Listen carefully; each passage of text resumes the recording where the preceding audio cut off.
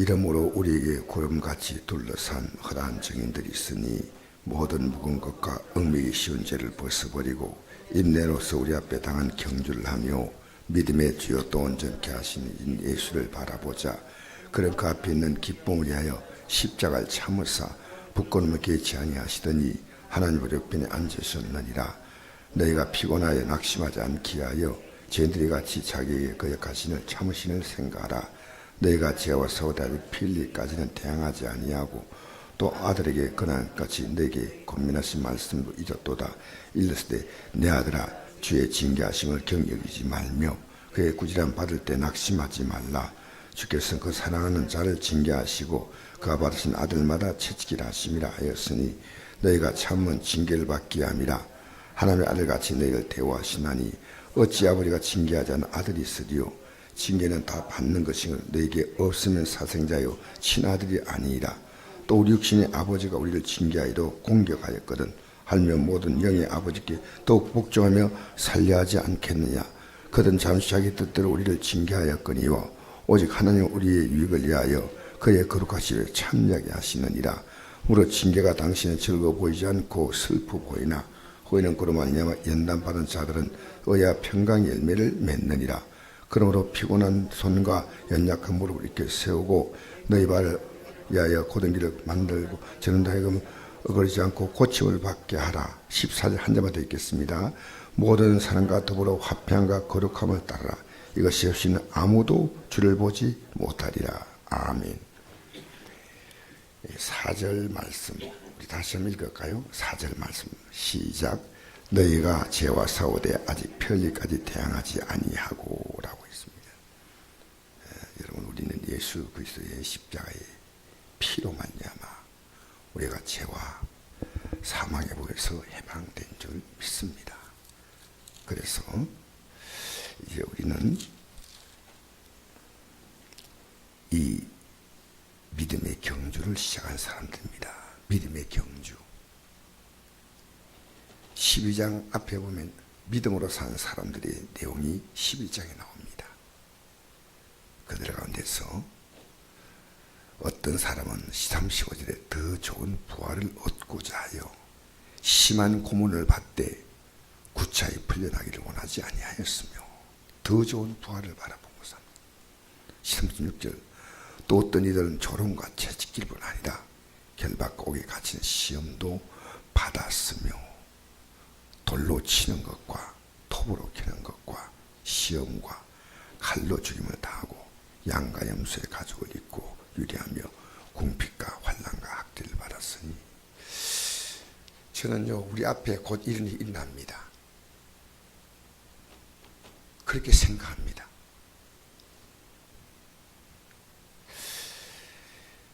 왜냐하면 요한계시록에는 앞으로 이런 환난이 오는데 과거에 있었던 환난보다 더 큰 환난이 오는데 여러분 지금 여러분이 따뜻한 봄바람이 불어도 믿음을 못 지키면 겨울에 찬바람이 불면 믿음 지킬 수 있을 것 같습니까? 잘 생각하셔야 돼요. 지금 여러분이 하루하루를 무엇을 위해서 합니까? 예수님이 여러분의 십자가에 피어져서 여러분을 구원해 주었다면 이제는 주님이 말씀하십니다. 더 이상 제 종 되지 말라고 하십니다. 제 종이 되지 말라고 하십니다. 우리는 하루를 돌아봐야 됩니다. 우리가 남 앞에서 그릇다기 아무리 얘기해도 하나님은 우리의 중심을 보시거든요. 사람은 속여도 하나님 못 속여요. 믿는 척하는 것은 그렇게 중요한 거 아닙니다. 예수님이 우리를 위해서 죽었습니다. 우리를 위해서 죽었어요. 이렇게 폭넓게 말하지 말고 구체적으로 말하십시오. 나를 위해서 죽었다고. 나를. 요한 1서 3장에 보니까 우리가 앞으로 예수 그리스도의 모습으로 변화되기 때문에 우리는 그의 깨끗하신 같이 깨끗해야 한다. 이렇게 말합니다. 예수님은 우리에게 오늘 어떻게 말씀하시냐면요. 2절 말씀 한번 읽어볼까요? 시작. 믿음의 주요 또 온전하게 계신 예수를 바라보자. 그런 그 앞에 있는 기쁨을 위하여 십자가를 참으사 부끄러움을 개치 아니하시더니 하나님을 기억하지 않으시니까. 우리가 믿음의 경주를 할 때 바라볼 분이 있습니다. 이걸 놓치면 안 돼요. 여러분의 신앙의 기준은 예수이십니다. 오직 예수님입니다. 그래서 예수님이 우리에게 길이 되시고 진리가 되시고 생명이 되신 분이에요. 그분이 내가 길이 된다고 믿는 분은 따라가죠. 진리가 되는 분은 내가 믿는다는 것은 내가 비진리에 살고 있는 것을 날마다 버려야 됩니다. 마침내 우리는 그 생명에 이르게 되는 줄 믿습니다. 그래서 우리는 경주합니다. 이걸 바라보고 하는 거예요. 지금 우리는요, 예수 믿는데 돈 바라보고 뛰어가고 사람 바라보고 뛰어가고 내 명예와 내 몸집 부풀기에 뛰어가면 그것은 우리의 신앙이 방편과 목적이 다르면 안 됩니다. 우리의 목적은 예수님입니다. 예수님을 바라보고 가다 보면 영광이 이르게 됩니다. 그래서 여러분, 저는 어제 어떤 목사님의 설교를 들으면서요, 가슴이 성취됐어요. 사실 내가 그 목사 이름은 안 밝히지만 이런 설교를 했어요. 예배 시간에 편지를 하나 읽었어요. 편지를. 근데 그 목사님, 그 교회가 상당히 큰 교회인데 편지를 보냈는데 그 편지는 그 교회에 나오는 성도님의 아내가 보낸 편지예요. 목사님, 저는 어떤 교회 권사입니다. 지금 몸이 아파가지고 암으로 투병하고 있는데 제 아내가, 제 남편이 불륜을 저질렀습니다. 그래서 나하고 이혼하자고 자꾸 요구를 하는데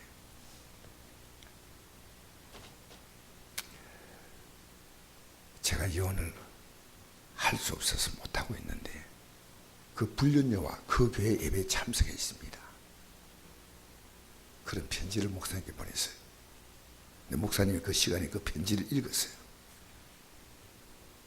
오늘 여기 있는 분,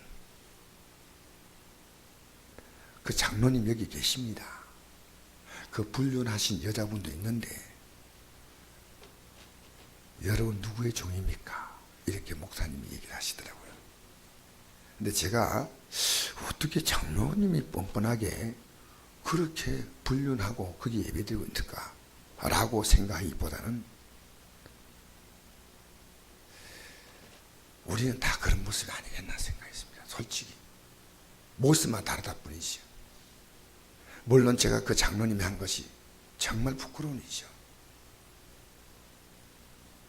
여러분, 저는 그 목사님이 그 고발을 그렇게 탐탁히 생각하지 않습니다. 나는 거기서 이 목사님이 이렇게 말했으면 좋았을 것 같아요.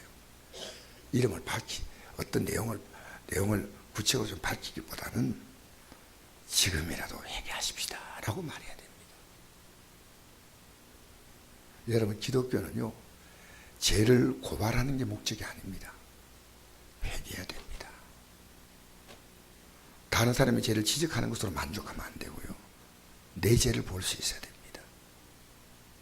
우린 지금 제가 어제 그 얘기 들은 맨 처음에는요, 딱 생각이 딱 드는 게, 아니 그래 못된 장로가 있나? 물론 저는 그 장로가 정말 잘못했다고 생각하지만 우리는 그에게 돌 던질 수 있는 자격이 있을까 생각하죠.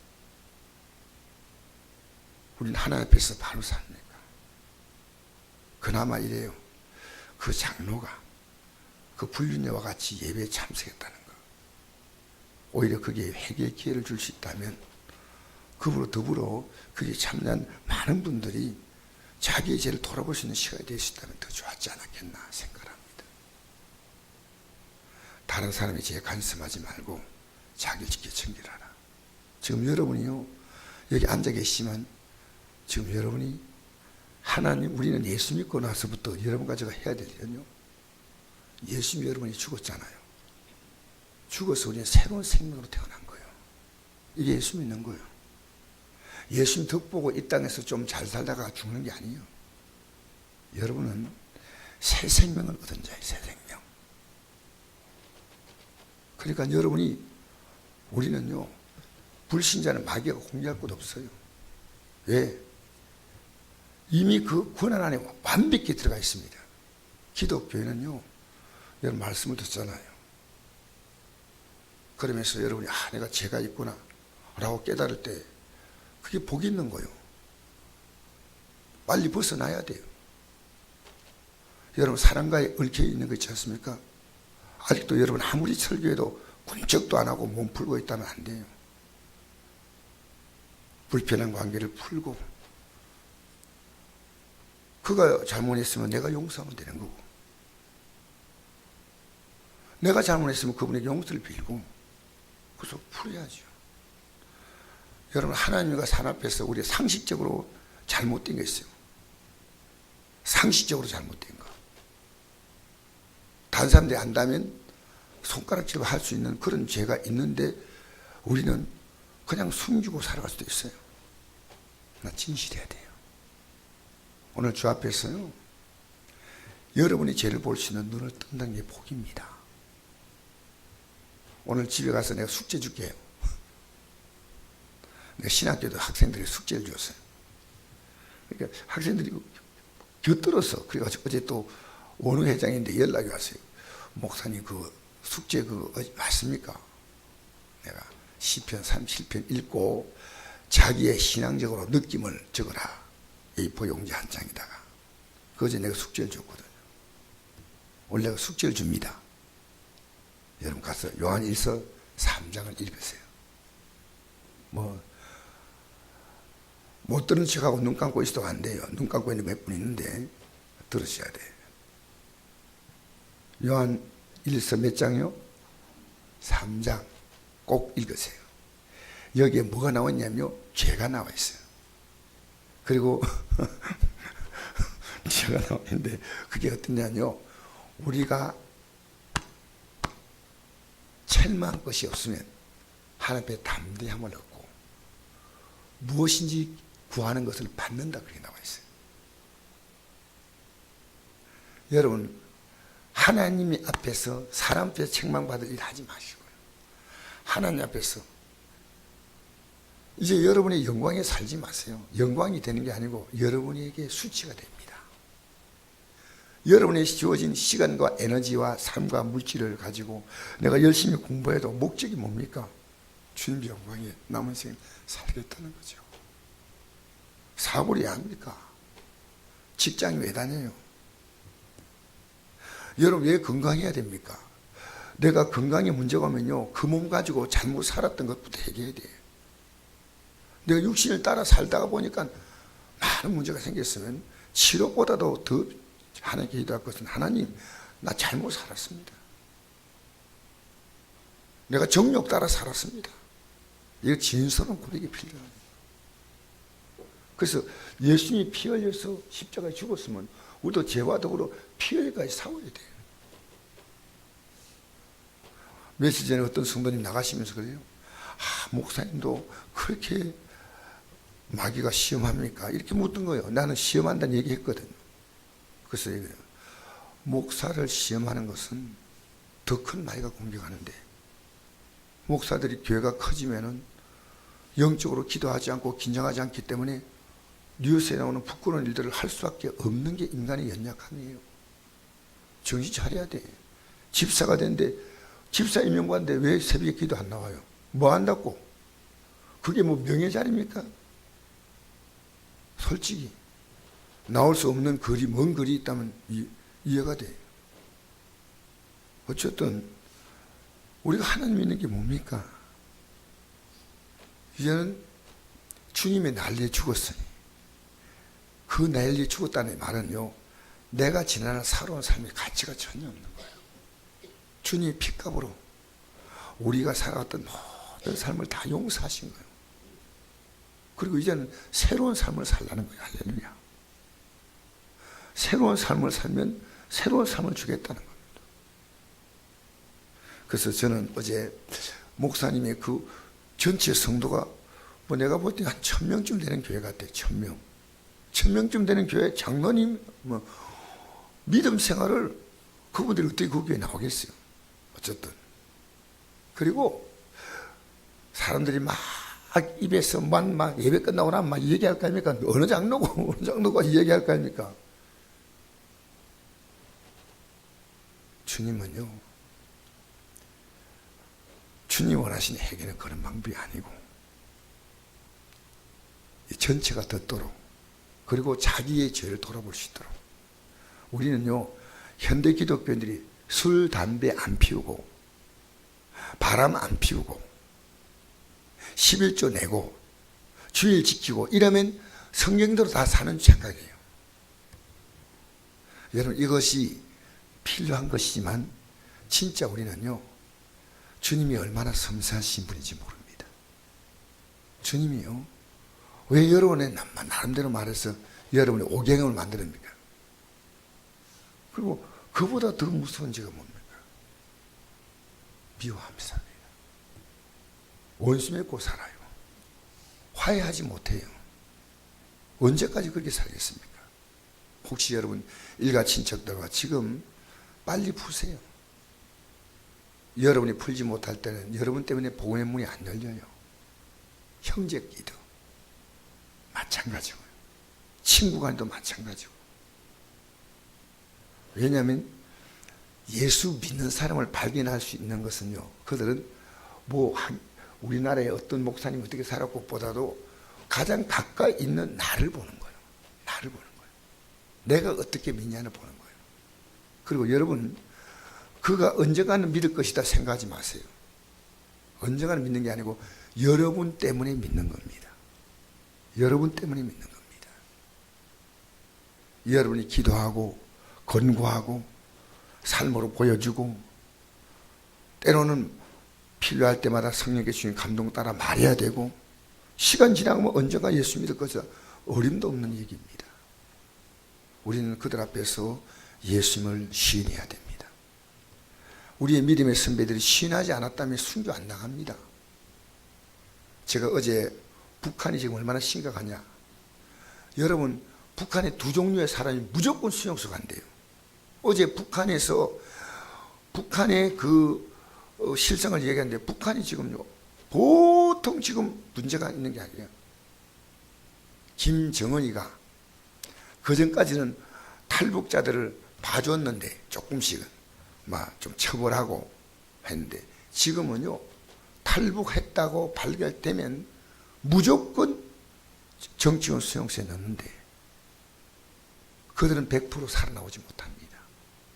또 한 사람은 기독교인으로 발각되면 정치원 수용소에. 그래서 지금 우리나라 헌법에는 대한민국 한반도에 사는 것은 대한민국 국민이에요. 북한도 대한민국 국민. 난 그거 처음 알았어요. 북한이 대한민국 국민이 돼 있어요. 한반도와 부속 도서가 이게 대한민국이에요. 난 남쪽만인 줄 알았는데 그게 아니에요. 그런데 우리나라가요, 탈북자에 관심이 없다는 거예요. 지금 중국 공안에 붙잡혀 있는 탈북자에 대해서 우리 정부가 소리 내면 되는데, 그것을 어제 제가 뉴스를 보니까 그 얘기를 하더라고요. 탈북자 얘기를. 8명인가 지금 같이 했는데 중국은 반드시 북한으로 보낸다는 거예요. 근데 우리 정부에서 입김을 내면 조금 누그러뜨릴 수 있는데 그걸 안 한다는 거예요. 여러분, 어쨌든 여러분과 저는요, 이 땅에 살면서 우리에게 소망이 뭡니까? 세상이 소망이 아니지 않습니까?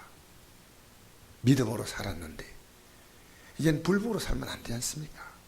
살았으면 회개해야죠.